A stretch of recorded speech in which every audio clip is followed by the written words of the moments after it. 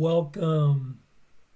Today we will be reading lesson 285 in the workbook and from the text, chapter 24, section 7, the meeting place, paragraphs 7 through 11.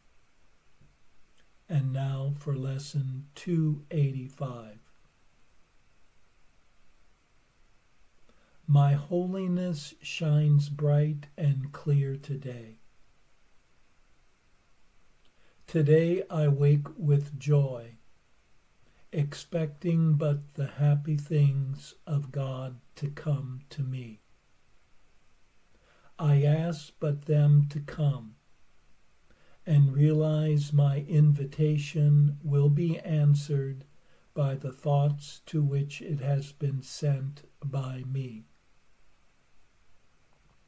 And I will ask for only joyous things the instant I accept my holiness. For what would be the use of pain to me? What purpose would my suffering fulfill? And how would grief and loss avail me if insanity departs from me today, and I accept my holiness instead? Father, my holiness is yours. Let me rejoice in it, and through forgiveness be restored to sanity. Your Son is still as you created him. My holiness is part of me and also part of you. And what can alter holiness itself?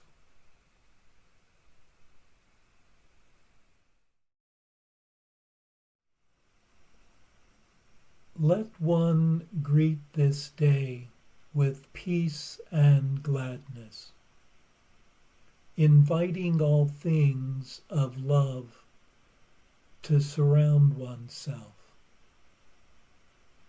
In offering the universe only joy through one's thoughts, will only joy be given one this day.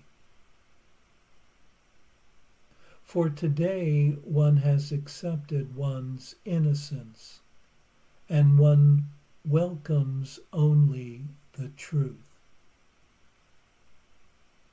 No longer does one summon loss and suffering of any kind in a universe that has been completely released from dreams of guilt and fear.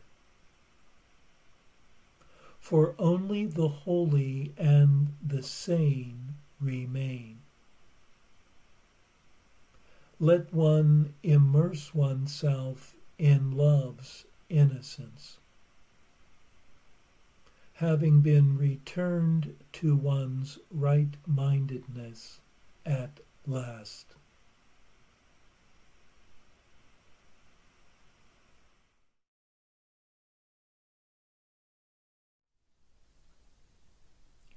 And now for our text reading for today, from chapter 24, section 7, the meeting place, paragraphs 7 through 11.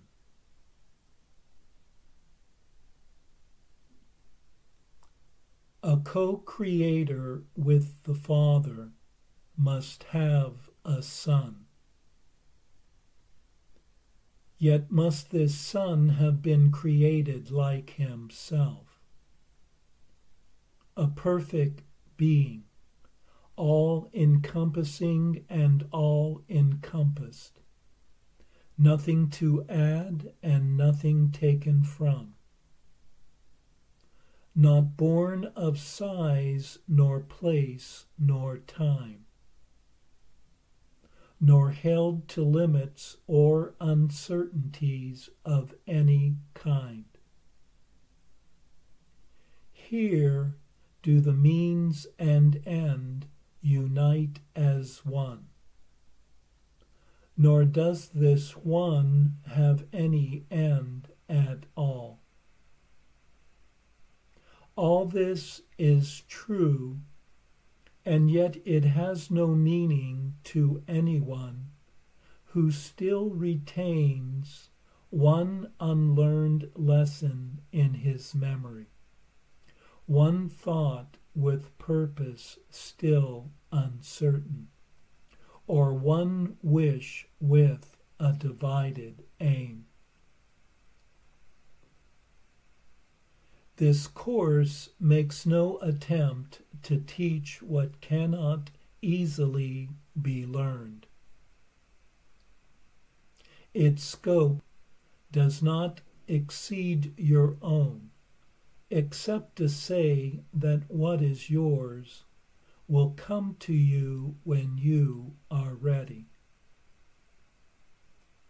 Here are the means and the purpose separate, because they were so made and so perceived. And therefore do we deal with them as if they were. It is essential it be kept in mind that all perception still is upside down, until its purpose has been understood. Perception does not seem to be a means, and it is this that makes it hard to grasp the whole extent to which it must depend on what you see it for. Perception seems to teach you what you see, yet it but witnesses to what you taught. It is the outward picture of a wish, an image that you wanted to be true.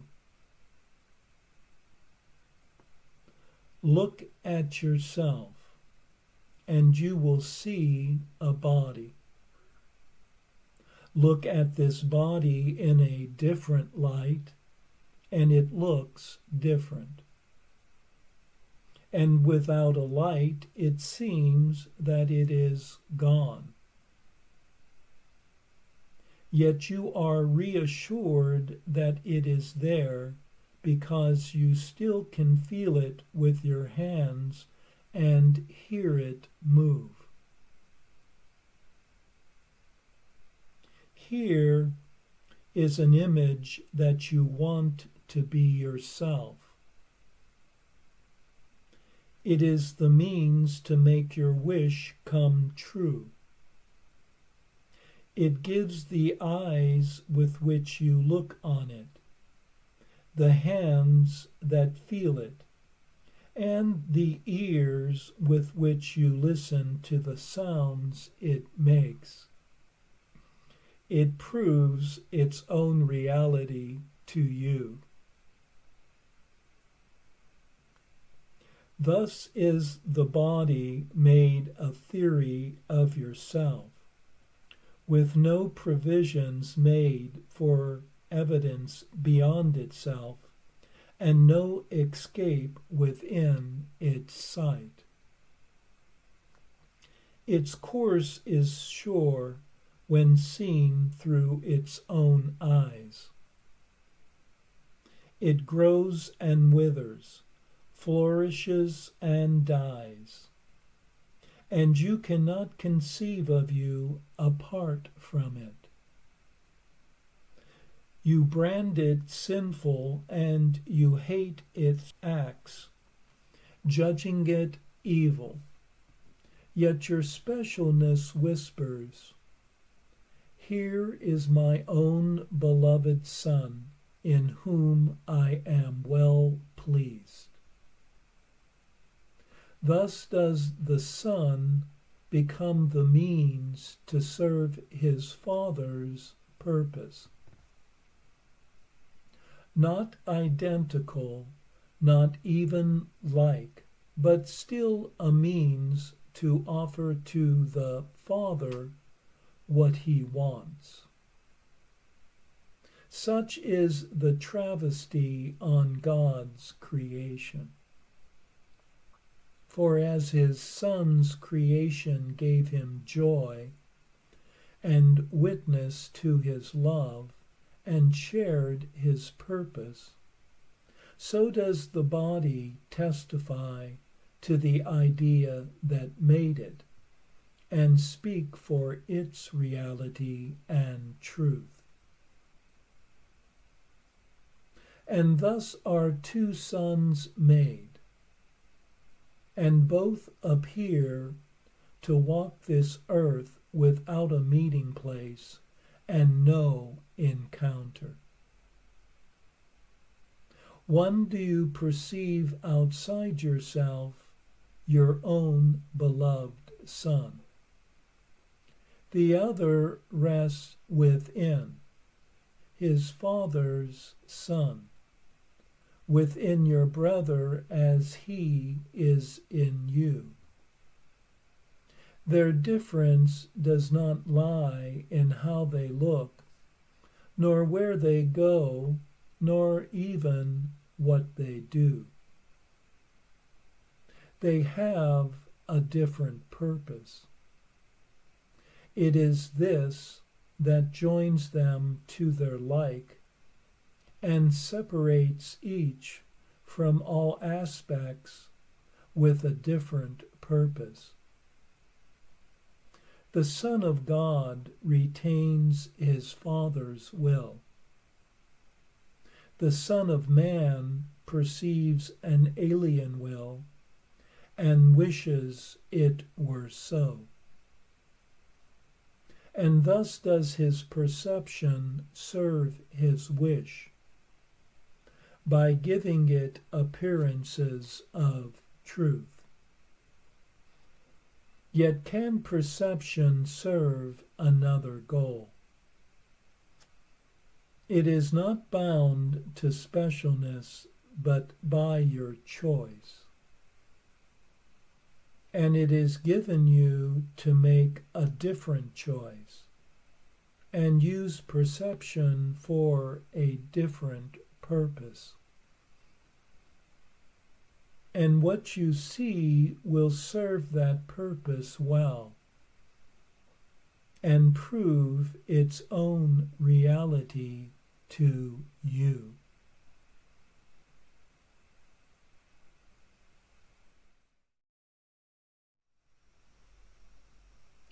We are reminded in this last section of chapter 24 that perception is a means.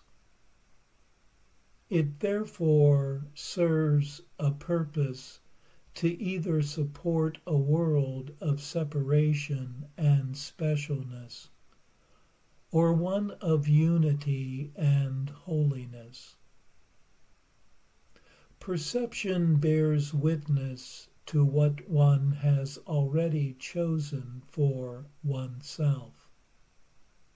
Perceptual images but picture a world one desires to be true. The body was made as an image to prove oneself to be different and special, the image becoming its own evidence of its reality. With the body, the Son of Man was made, the one outside, always changing, aging, and eventually dying. The other, the Son of God, the one inside, resting in Source, and revealed in the holiness of the other. Here are the two versions of oneself with completely opposing purposes. and with no meeting place to come together.